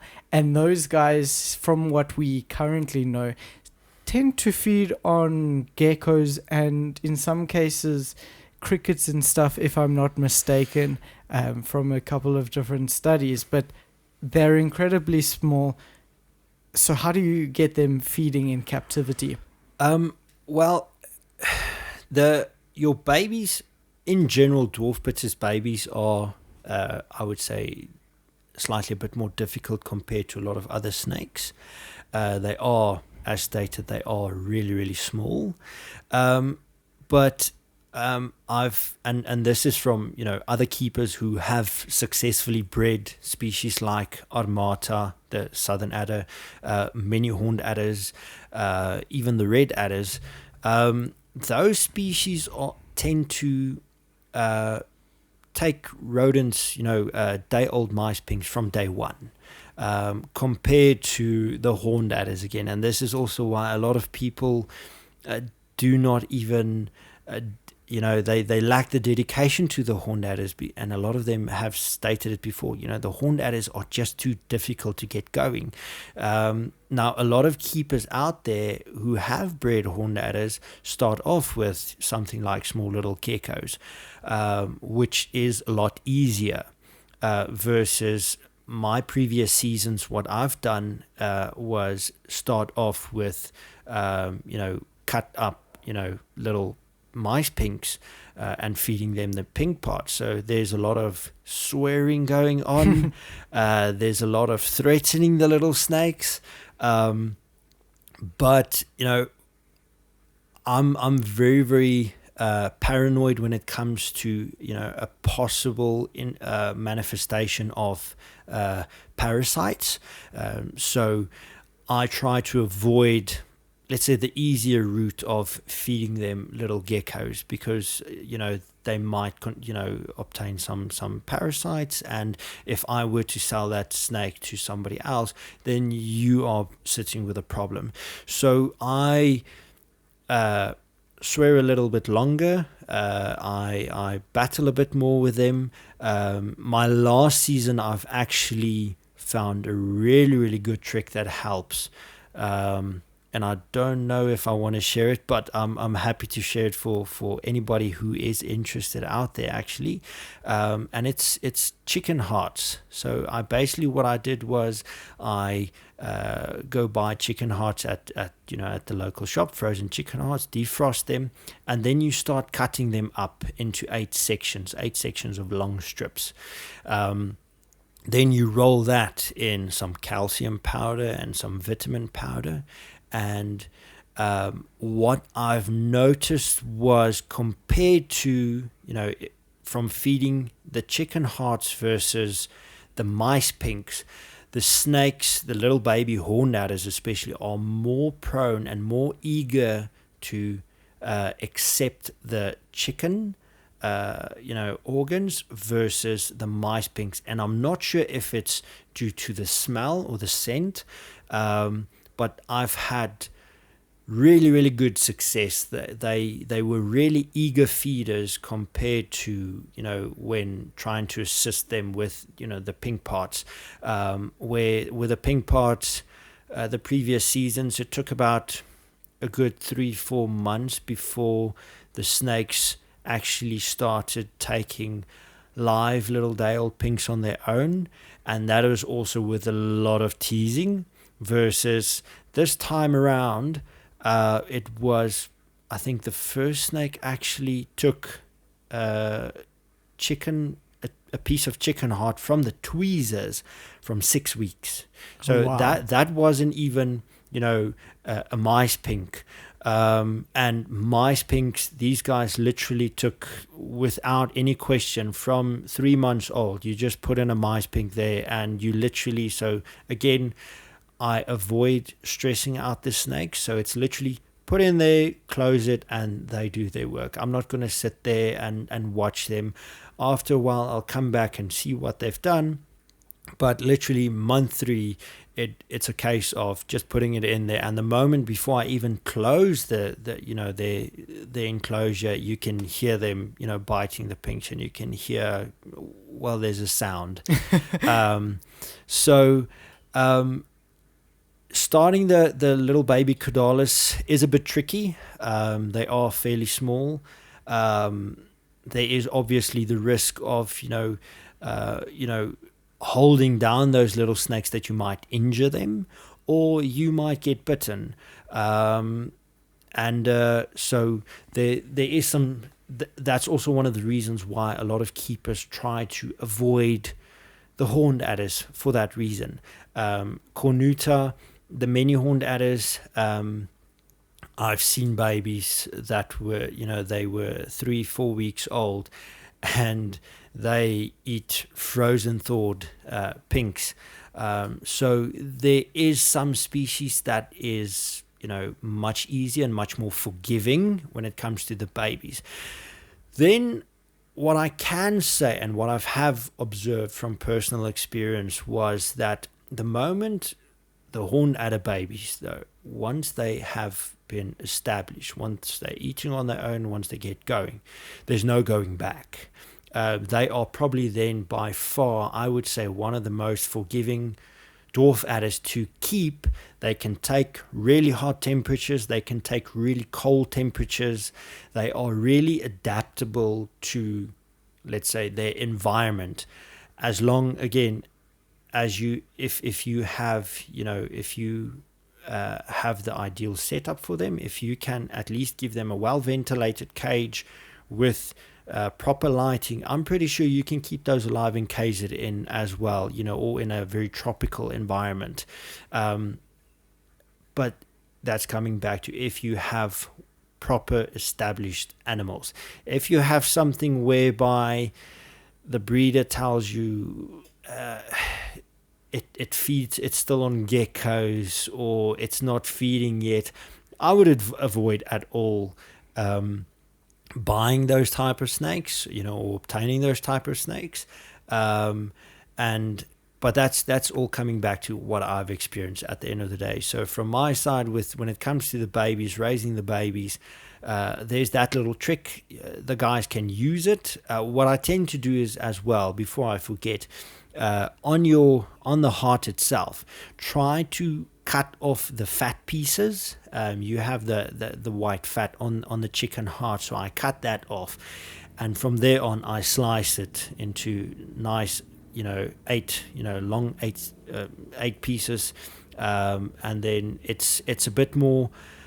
And I think one of the reasons why they are prone to or eager to take that much quicker than pink mice, it's not something bulky. It's a long, slender, well lubricated type of meat or prey that you are trying to give to the snake. So there's not a lot of energy for them to use to actually consume, versus if you try to stuff a little pink into a horned adder, that does stress them out. It does take a lot of energy for them. So with the babies, it's very, very important to not stress them out. So that's the route I'm using now with the chicken hearts, and with this season coming again, I'm going to do the exact same. And I'm pretty sure I'll try and take a video and maybe upload it, or give it to you guys, and you're more than welcome to share it. But that's just what I do. Wow, that's fascinating. I was actually recording a podcast about a week ago, and I chatted with someone about this very same thing, except in arboreal vipers, because many of those tend to be quite tricky too. And they were saying how chicken hearts cut up into those strips really seem to help the animals out. And it's interesting to think, like, we don't truly know what the reason for them going for the chicken hearts, as opposed to like a pinky tail or something that can also be long and slender. It's quite fascinating.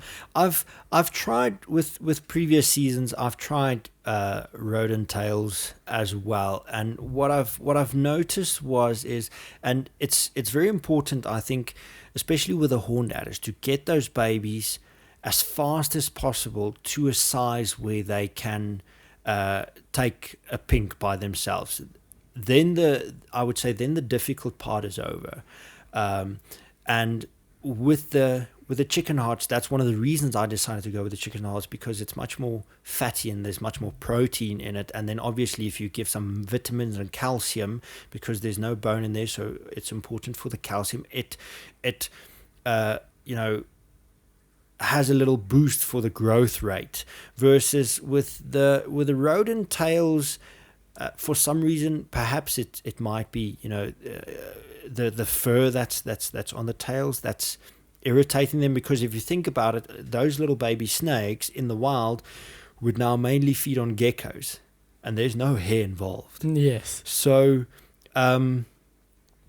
that's one of the reasons why I went to a more, I would say, a more elongated, lubricated type of let's say, food source.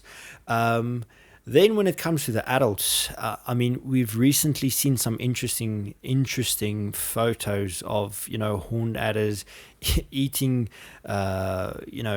small birds. I've seen photos myself of, very, very successful keepers who've, experimented a lot. I've seen horned adders that eat boiled egg. Your other species, such as your berg adders, your many horned adders, there's photos and documents of them, eating, big adult mice. So in my house, what I keep frozen, I have, frozen day-old pinks. Then I have my frozen fuzzies, and then I have frozen sub-adult mice. And the sub-adult mice is for the horned adders and for the many horned adders. I do tend to see my snakes. I try to, compare them to a battery source. So you start off with 100%. So the more energy that snake has to use, the quicker the battery gets depleted, so the sooner your snake will die. So feeding smaller meals and causing less stress, so make sure that your battery lasts longer. Yes. So that for me is basically what I keep in my fridge. And then obviously as soon as the females drop some babies, then I stack up on some chicken hearts for a good 2 months. And at least it's not really an expensive meal that you have to give to these babies. But that's one thing that I can give to the listeners. Definitely the chicken hearts with some multivitamins and some calcium powder to get babies going. Probably one of the easiest tricks to do. Have you heard of people using small little fish to start off their baby horned adders as well? There's a keeper and breeder of horned adders that has shared some video footage of feeding little fish. But then again, if you have 20, let's say you have 2 or 3 adult female horned adders, that gives you a couple of babies. I've had a season where I've had an excess of 30 babies. I know that same keeper I think he had 4 or 5 females that dropped some babies in the last season. So he had close to 60 baby horned adders. Now, if you have to feed 60 babies fish, that's going to be an expensive meal, especially if you have to do that weekly until they go over to pinks. But that is a trick that does work. I've experimented once or twice, putting in some crickets. To be honest, I would not support something like that. Again, parasitic, parasites that could possibly, ruin your collection is, insects. When there's something like insects or something like insect eaters or insectivores, I try to stay away from that. Yeah, I get that. As for your bite, can you tell us how it happened, by what, and what were your symptoms? Oh yeah, sure. So I was bitten early in Feb. Actually, it was on the 1st of February of this year. It was by a little horned adder, Limpopo locality, Bitis caudalis, that was born November last year. So this little snake was a good 3-4 months old, just over 3 months old, and this was during a cleaning routine actually. And because they are so small, it's very difficult to work with these snakes. A lot of keepers tend to use tweezers to pick them up. I try to avoid that, not to injure the snake. So I was taking the snake out, so I have this little scoop. So I scoop up the snake out of its enclosure and I put it in a container. And once I'm done, I just scoop him up again and put him back into his enclosure, and then I slide it, and then I close the lid. And this snake was a bit agitated because he was busy going into the pre-shed process. So his eyes were slightly getting, dull and milky. Obviously, the skin is also tightening, so they do tend to get a bit more irritated during that time. And I was busy scooping him up and putting him back into his enclosure when he decided to jolt through the air. And my first reaction was, and unfortunately, it's one of the things I think keepers probably have the best reactions out of all human beings, because our first reaction is to just stick your hand out. And the moment I stuck my hand out to catch this he little thing, latched onto my middle finger, and I could feel it. It wasn't, a bite to play with. It was literally, he was giving me his all. It was really, he forced down. He held on to my finger for a good 2-3 seconds, and then let go. Immediately, I could feel my fingers start stiffening up. It was this sharp pain. Put him back in the enclosure, close everything. I told my fiance, I said, hey, I got bitten.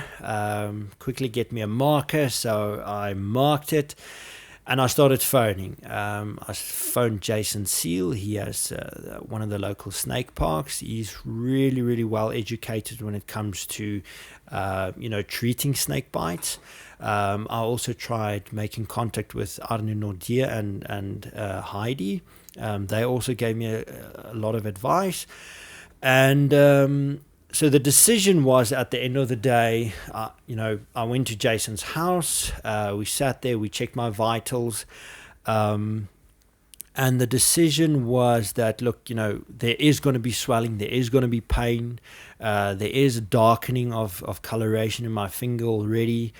And probably if you go to the hospital, the doctors are going to say, oh, swelling, we're going to have to cut. And there's no way I'm going to have a doctor cut my finger, especially with a snake that is not seen as life-threatening. Yes. So it does not require antivenom. And well, there is no antivenom for them. Yes.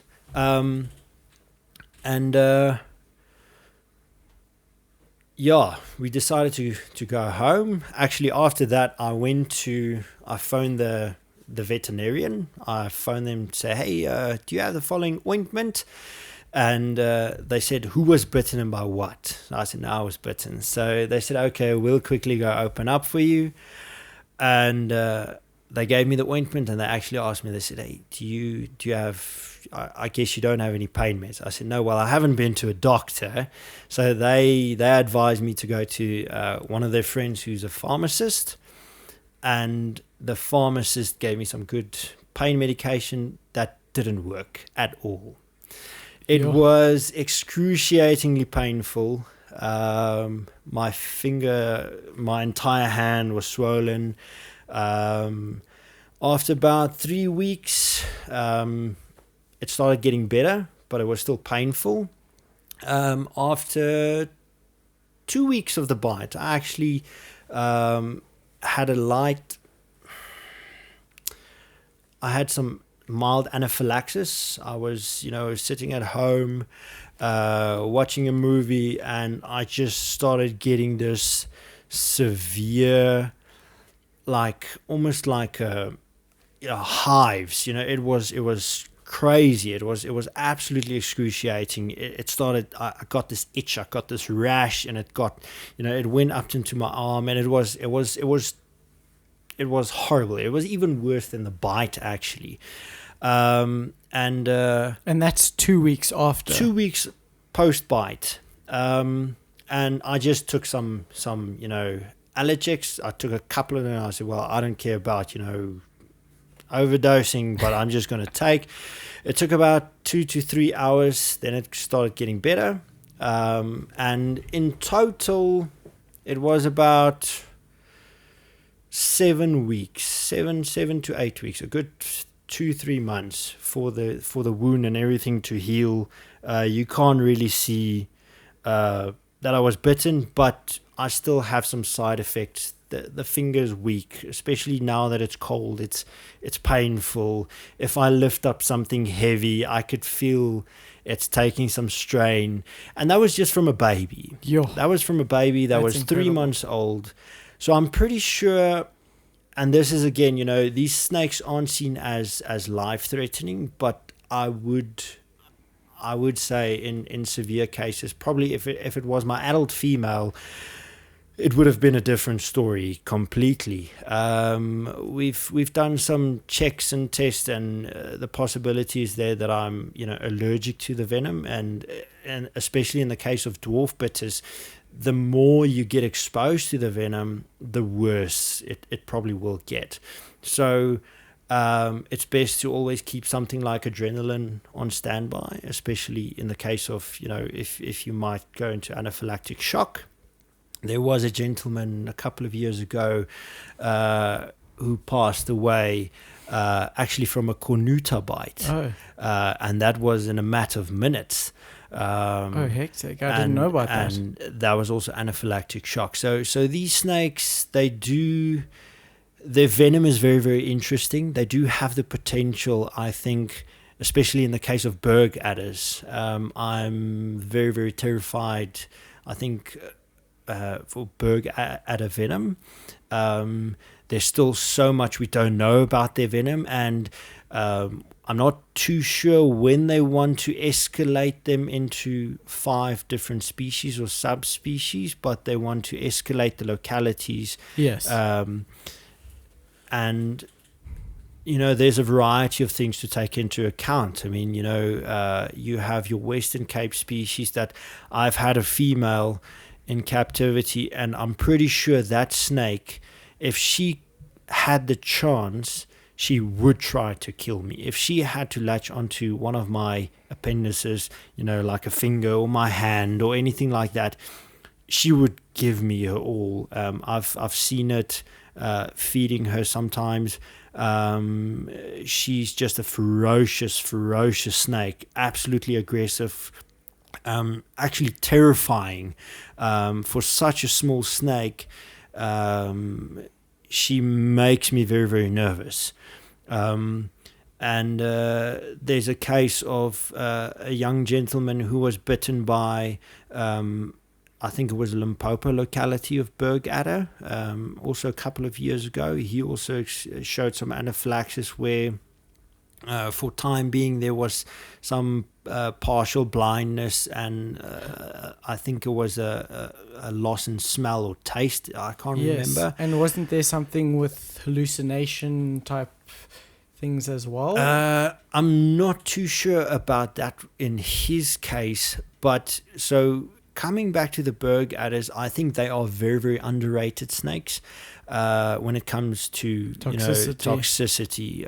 I think the fact that there's not a lot of exposure to these animals due to it being so difficult to legally obtain them. There's not a lot of records of people getting exposed to their venom. So I think there's still a lot to learn when it comes to these snakes and their bites. I would imagine even with horned adders. I mean, I was bitten by a Limpopo locality. I would imagine something more in the arid areas where there's nothing found, their venom might even be worse, because the moment they bite something, they bite food, they have to make sure that they kill it either instantly or they kill it very, very quickly so that the prey doesn't escape. Because if something escapes in the in the desert, yes, you're not going to find it. So it almost would have in a evolved venom to immobilize the prey item, because as you said, coming across prey items in a desert is not the easiest thing. Just like some studies they've done in the US with certain rattlesnakes in the same species, their venom from different regions are totally different, because the ones that are found like in the rocky outcrops are considerably more toxic, because if a rodent, for instance, gets tagged and then runs down into a burrow in between rocks, that snake's not going to be able to find it. So it needs a more toxic venom in able to immobilize the prey item so it can still survive and eat. True, 100%. And I would also, in that case, I would also take into account, the type of prey. I think the venom, obviously, and I think it was proven already that, the venom evolves around the type of prey that the predator is predominantly feeding on. Years ago, when I was keeping mambas, sometimes rodents, rats is not that available, so then you go over to mice. Then the snakes would for a couple of weeks, that snake will tag the mice, will bite the mice, and the mice will carry on running around, and then after a while, okay, it will fall over. And after a couple of weeks, it's almost as if the venom has all of a sudden changed, and mice just dies instantly when they get bitten, versus then you get rodents again, or rats again in this case, and then the venom isn't as effective as what it was before. So it's very interesting, and I would imagine, especially dwarf adders in captivity could possibly be more dangerous to humans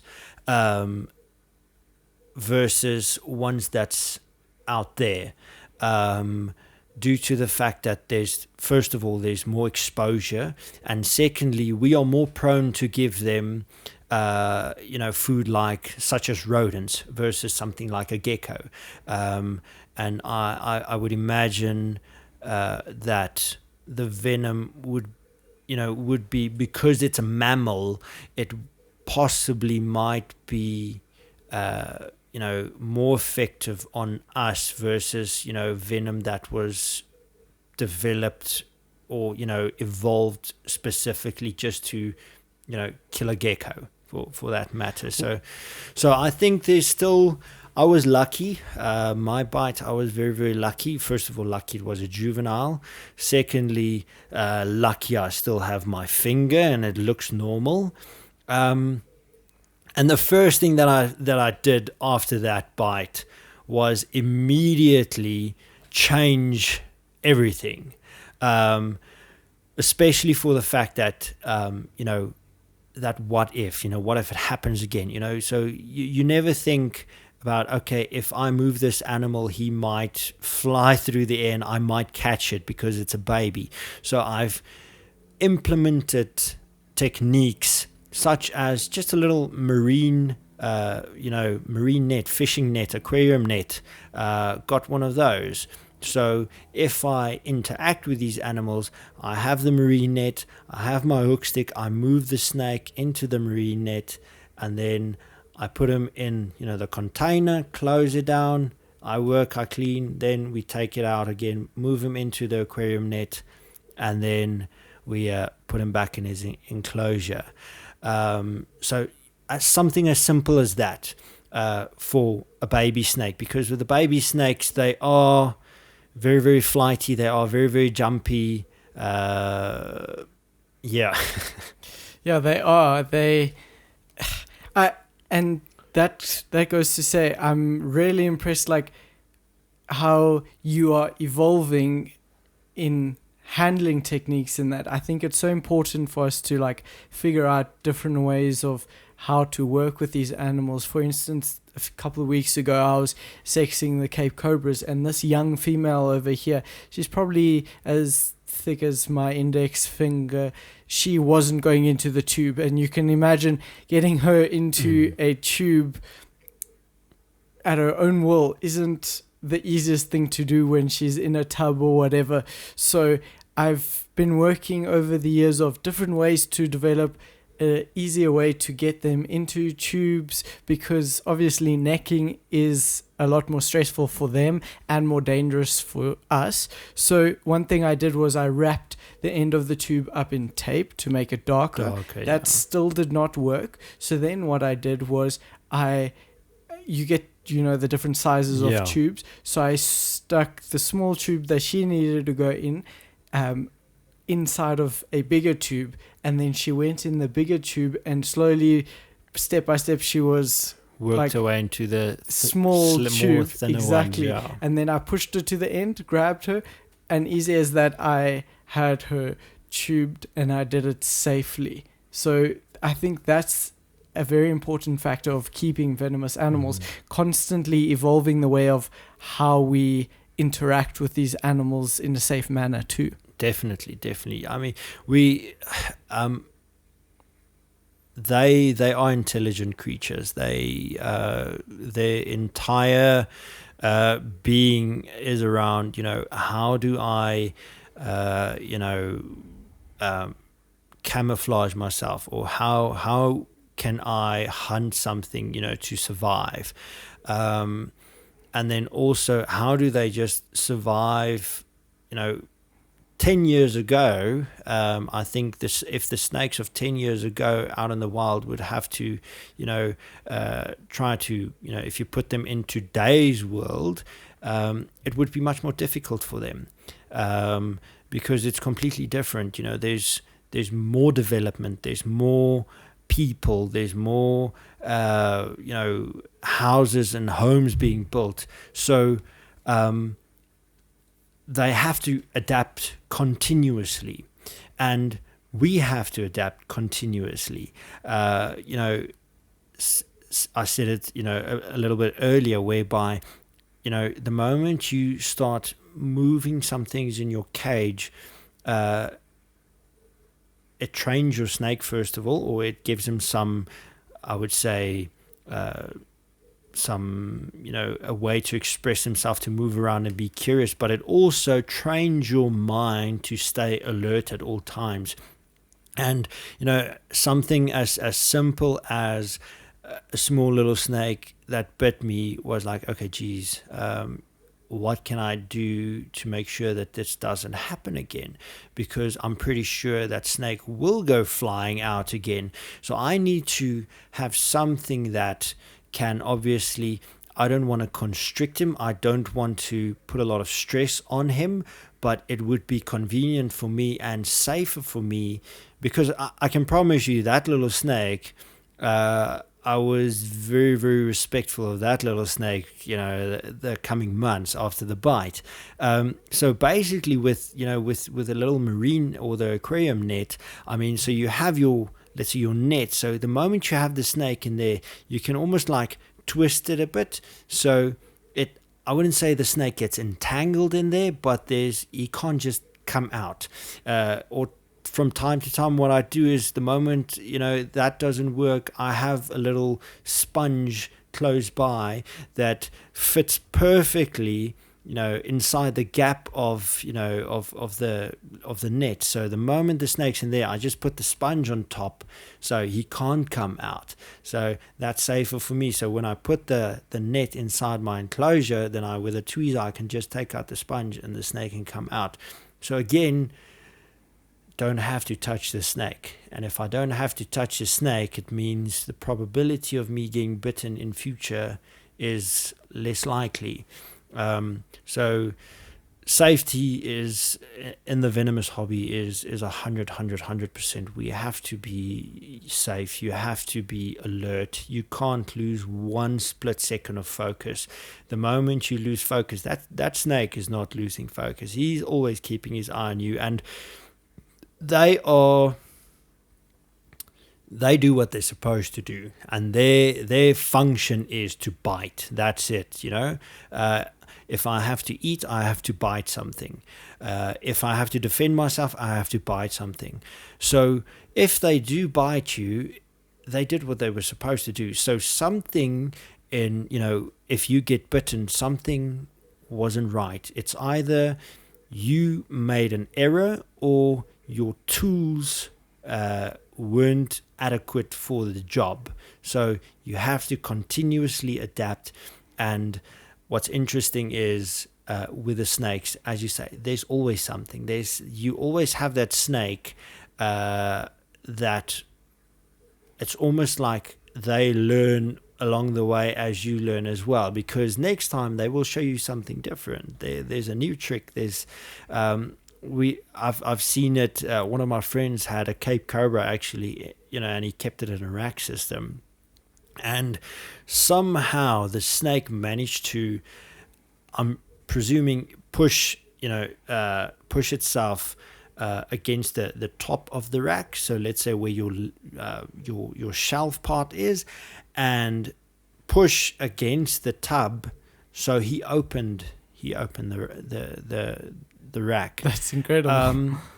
And after that first attempt, you could never ever keep that snake in a rack again. That snake constantly, every now and then, she's out, and we just, you better put the snake in a cage, because that snake is going to come out and somebody's going to get bitten, and that's definitely not a snake you want to get bitten by. Yes. So yeah, it's very interesting. You have to, and if you don't, as I said before, we are students of the hobby. We are students of the science in this hobby. So if you're not willing to keep on learning, you're going to hit a wall. And in the venomous trade, it's unfortunately, it's either you're going to lose your snakes because something's going to happen. You're either going to get bored, or somebody's going to tell you you're going to have to sell them because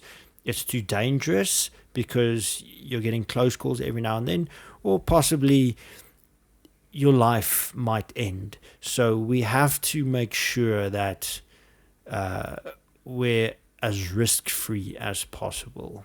Yes. So what are some of the things that kind of irk you that people in the venomous hobby tend to do that generally puts their life in jeopardy? And as well as the snake's well-being as well. First of all, I think a lot of people lack experience. And that's, unfortunately, it sounds harsh, but it's true. A lot of people lack experience. Then, along with that, this forms part of the experience. You want to buy a snake, and I mean, we've seen it here. At a stage, everybody wanted a black mamba. Now all of a sudden, everybody wants king cobras, because there's been a lot of king cobras that was successfully bred out in South Africa, and everybody wants a king cobra. Now you want to put a snake that can grow up to 5 meters in length, average 3 meters. You want to put him in a small little enclosure of, first of all, you don't have the ideal cage to support that snake. And then you don't have the correct proper space. King cobras, generally, they are, you could almost read them because of their size, and especially with a big king cobra, you can see, okay, this snake is getting aggressive, or this snake is getting irritated, this snake's getting annoyed, and you can guide those big snakes in a way to move. And that's why a lot of people actually free handle these big cobras, but still that snake allows you to handle him. If that snake of 3 or 4, 5 meters, 2 meters even, if he decides in a space, a lot of keepers have a small little room in their house or in their parents' house, so you only have perhaps 3 by 3 meters. Now you have a snake that exceeds that length almost, as an adult snake. now you do something wrong, that snake gets aggressive, he wants to attack you, you don't have room to move away. It gets me rattled up when people don't do proper research, and they don't if you want to keep something like Bothrops, you need to know what can go wrong. Something like Bothrops asper, that snake, there's a reason why people like Dean Ripper said that's probably the most dangerous viper out there, because it's a snake that gets absurdly big. They have a lot of power. They have a very, very bad venom, and they can move faster than lightning. You can have long hook sticks, you can have 2 hook sticks, you can have grab sticks. If that snake decides to bite you, he will bite you, and there's nothing a hook stick will do. So if you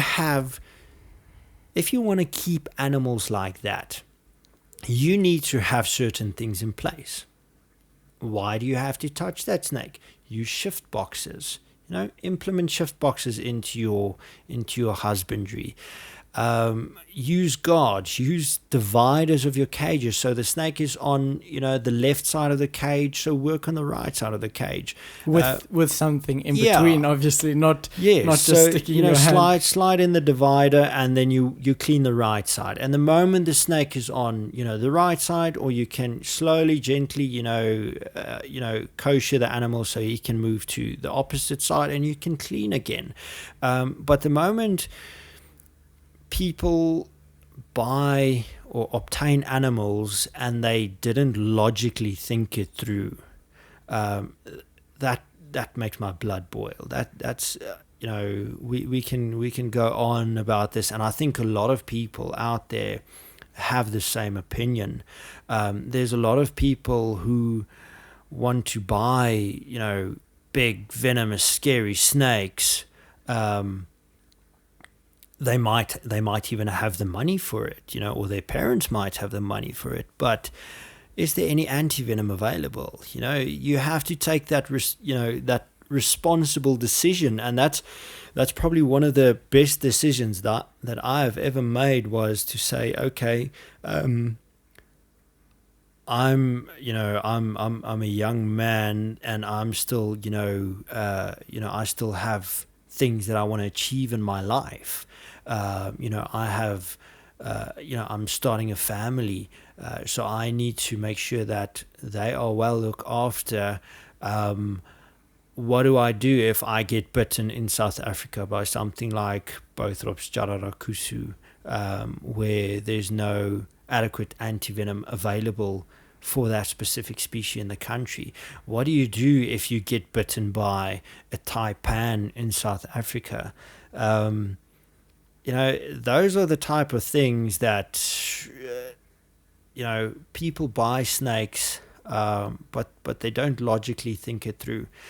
It's when you're young, it's really cool. It's really impressive to have a Russell Viper. It's something that, even if somebody were to say, hey, here's a gift, here's a Russell Viper, I would say, no, please, I don't want that snake, because I understand what that venom can do to one's body. And Yes. I am responsible enough to say, no, the medical treatment in South Africa does not support a bite like that. So if you were to get bitten by that snake, you are going to be your family's responsibility for the rest of your life. That's if you survive. So logic, common sense, you have to Common sense that isn't so common. unfortunately, it's, and we've all gone through that thing whereby you want the baddest snake, you want the coolest snake, you want bushmasters, you want king cobras. We all have to grow out of it, but unfortunately there's a lot of people that don't grow out of it, and there's a lot of people that would sell if somebody had to breed bushmasters in South Africa, I'm pretty sure if a young kid with enough money goes to that person and say, "Hey, I want a bushmaster," boom, there you go. So that for me is scary, and it literally aggravates me. Yeah. As for me, like, I would love to one day own some bushmasters in that, but I've also, you think, like, is it actually worth it? Do you want to first, like, have the ability to be able to purchase the Antivenom, ship it in, which will cost you literally an arm and a leg before you can even get this animal, or do you keep it in a way that, like, you design a system in a cage where you never have to really interact with that animal as well? So yeah, there's a lot of people get into it for the cool factor. Even when you're, like, very experienced and have worked with many animals for many years, some people just want that new animal, that rarer animal, because of the factor, oh look, I've got a more advanced snake, a rarer snake. It's a weird thing to speak about when South Africa has some of the most beautiful indigenous species. Yeah, I mean, if more people would actually focus on our local stuff, it would be so nice, actually. First of all, we have the Venom, the Antivenom to support if somebody gets bitten. And then we also have, we have people who's knowledgeable with our indigenous animals, how to identify them, how to treat bites, how to teach people how to work with them, versus how do you teach somebody to work with a bushmaster? Yeah. You don't. You only get experience by buying it and then possibly hope it doesn't bite your face off. That's how you obtain experience, by working with a bushmaster. Yes. And there's so many things to learn from our local animals, and it's the sad part is Europeans and people outside of South Africa know more about our animals and our snakes than our local people know, which hopefully would change in the long run. Yeah, well, this has been an incredibly informative episode. Nice and long too. So I just want to say thank you so much, Wilnes. Is there any way where people can find out more about what you do?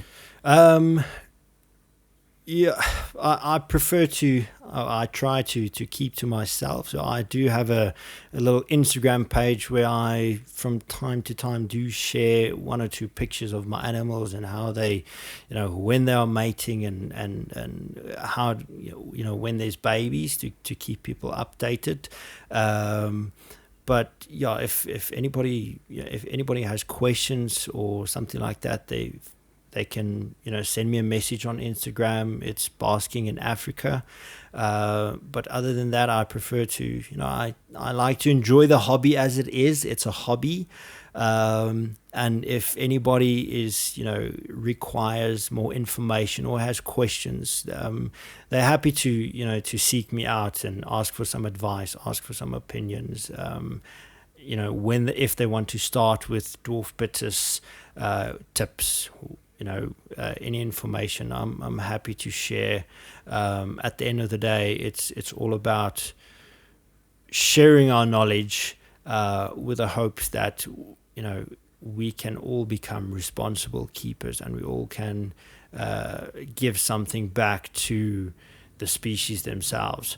So thank you very much for having me. It's been a pleasure. Hope it was interesting. Hope we talked some sense.